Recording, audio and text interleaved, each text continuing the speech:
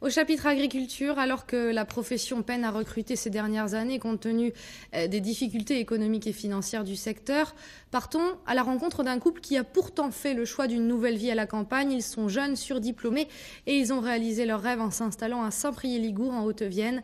Gaëlle Darangos et José Souza ont rencontré ces maraîchers atypiques.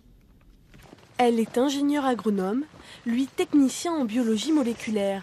Depuis le mois d'avril, le nouveau bureau d'Adrien et Perrine, c'est ici. 70 heures de travail par semaine, un nouveau collègue et le sentiment d'une liberté enfin retrouvée. Pour y arriver, nos deux diplômés ont dû refaire leur gamme. C'est passé par un bon nombre d'heures passées dans d'autres fermes pour voir ce qui se faisait aussi. Pendant que moi je travaillais. Pour comparer. Et puis nous, on est issus du milieu de l'expérimentation végétale.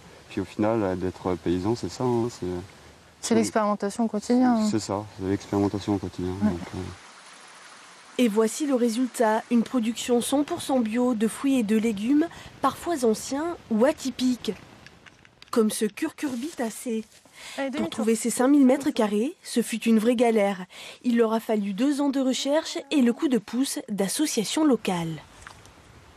Pour commencer, on va dire que c'est bien. Pour finir de se former, la surface est bien.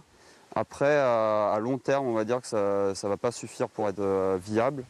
Donc on va penser à s'agrandir ou trouver une solution pour faire une autre activité qui soit rémunératrice. Voilà. Pour cultiver ce lopin de terre, eux ont fait un pari tout bête, un âne. Tout sauf une lubie. L'âne a l'avantage sur le cheval de pouvoir croiser ses sabots en avançant. Et donc du coup, il ne va pas nous marcher sur les buttes et là où on cultive. On n'a pas de charge de carburant, un tracteur aussi, ça demande des frais.